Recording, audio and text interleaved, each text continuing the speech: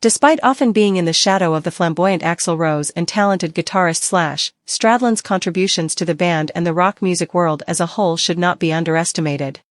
Lafayette, a city that may not be as glamorous as Los Angeles or New York, yet holds a unique story in nurturing talented individuals. On April 8, 1962, an artistic legacy was born in this relatively quiet city, Jeffrey Dean Isbell, affectionately known as Izzy Stradlin. Izzy fondly recalls his childhood in rural Lafayette with affection. Growing up with the nearest neighbor several kilometers away, he thrived in a peaceful environment far from the hustle and bustle of urban life. Dusty, unpaved roads silently witnessed his adventures. Perhaps not captivating in the chaos, but for this talented youth, Lafayette laid the foundation to dream bigger. However, fate took a turn when his parents divorced, forcing Izzy to move to the city center.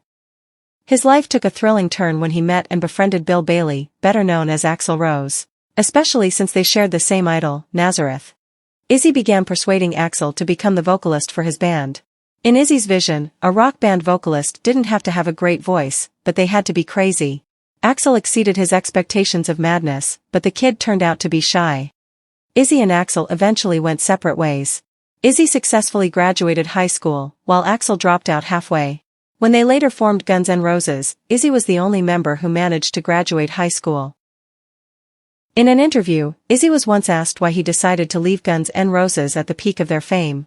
The answer is understandable for most fans. Izzy wanted to recover from drug and alcohol addiction, two substances that nearly dragged him into the depths of his life. On August 27, 1989, Jeffrey Dean Isbell, known as Izzy, boarded a plane from Los Angeles to Indianapolis. However, this journey was not just an ordinary flight but a controversial episode that would be remembered in his life. Before boarding, Izzy was already intoxicated. His condition worsened when he lit a cigarette, catching the attention of a flight attendant. Izzy's response to the reprimand was unexpected. He scolded the flight attendant and ordered her to leave. This incident marked the beginning of a series of events that turned the flight into a dramatic ordeal. Izzy's noncompliance didn't stop there.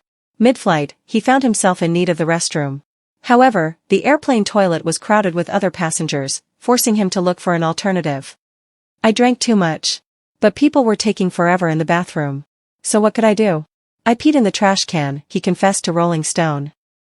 Upon arrival in Indianapolis, Izzy's actions didn't escape the attention of airport authorities. Not just one, but several charges were directed at him, ranging from disturbing public order, harassing passengers, making unpleasant gestures to others, to smoking in a non-smoking area. Izzy's journey to Indianapolis on that day became not only a physical destination but also a controversial tale that left a trail of controversy in his journey as a public figure. Perhaps around 1989 was my lowest point. I told the band members I had to change. This no longer suits me.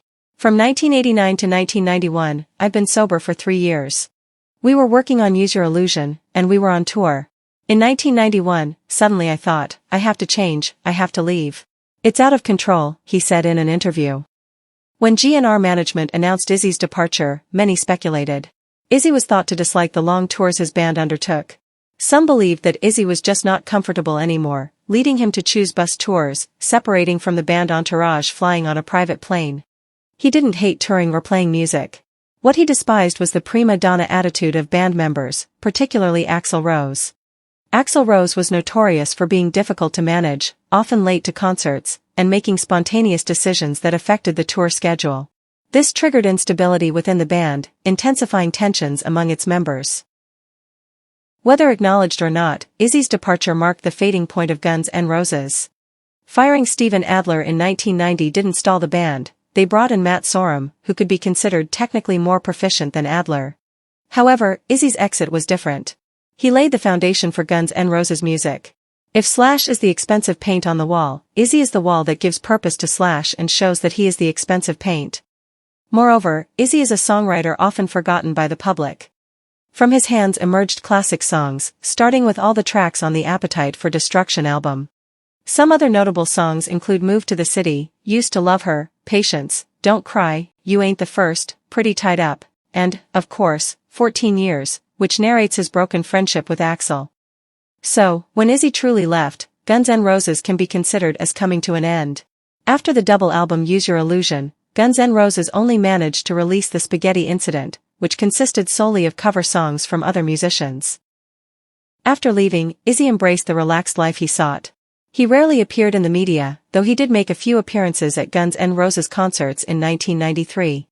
He then ventured into making music with the Juju Hounds, releasing several albums. While not as successful as his time with GN'R, it brought Izzy much more happiness. He even toured the United States on a motorcycle, and at one point, created a motocross circuit in Indiana. Guns N' Roses itself reunited, with Axl, Slash, and Duff back in the same band.